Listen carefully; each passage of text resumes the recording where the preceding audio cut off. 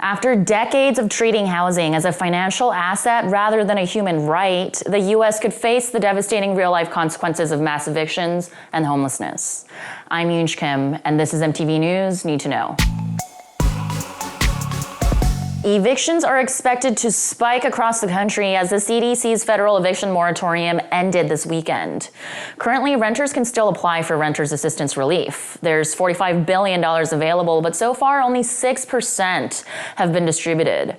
And because of the long and confusing application process, even those who have been approved haven't received the funds yet and face possible eviction. But on Friday, Congress took its scheduled recess instead of meeting to figure out a solution. As Leilani Farha, global director of the housing advocacy group Make the Shift, tweeted, "Shocking that U.S. Congress would go on summer holidays and let the eviction moratorium expire. This will increase the number of homeless people in the U.S. and make the pandemic worse." To understand how we got here, we need to know that the housing crisis started long before the pandemic, thanks to policies from both sides of the aisle. Renters have long been neglected by government policies. Today, the U.S. gives $150 billion in tax incentives to homeowners and only a fraction of that to renters, even though those who rent earn about half the median income as those who own. And meanwhile, since the crash of 2008, renters' average incomes have not changed, but minimum wage has stayed the same, and more jobs have been outsourced to other countries, the result of an economic strategy known as neoliberalism. Grassroots organizer Bree Newsom tweeted, "If you are new to social justice and learn nothing else today, please understand this. There is zero reason for us to have crises around evictions and foreclosures, Delta variant, climate, and elections. These are collective failures of the neoliberal government."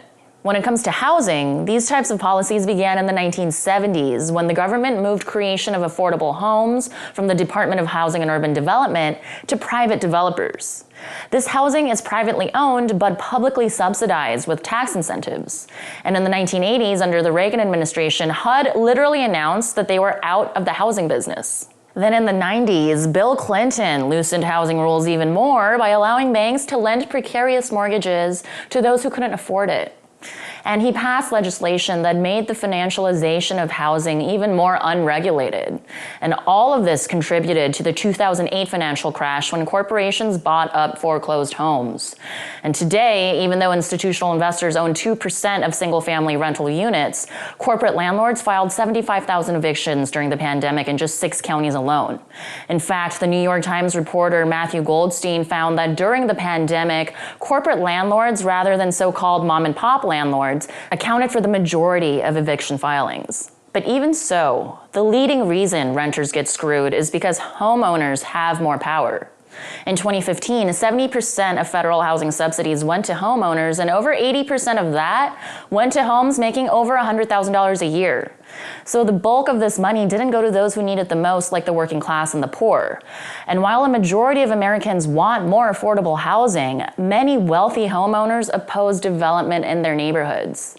As more people get cast out of their homes now, urbanist Desiree Fields tweeted, "All of the stories puzzling about the housing undersupply fail to mention that when we treat housing as a commodity, scarcity helps keep prices high, which is good for developers."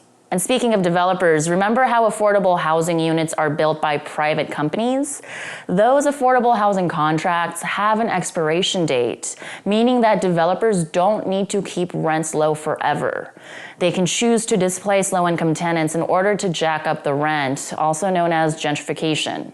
This issue comes to a head with the eviction moratorium ending because, as housing expert Tracy Jean Rosenthal reported in the New Republic, almost 500,000 affordable housing covenants will expire in the next 8 years. For decades, our country has commodified housing rather than treating it as a human right, exacerbating America's already existing income and racial inequalities. The price of the American dream has risen to unattainable heights, with millions about to be driven out of their homes potentially. Americans need Congress to come back from vacation and fix housing from the ground up. I'm Yoonj Kim, and that's what you need to know.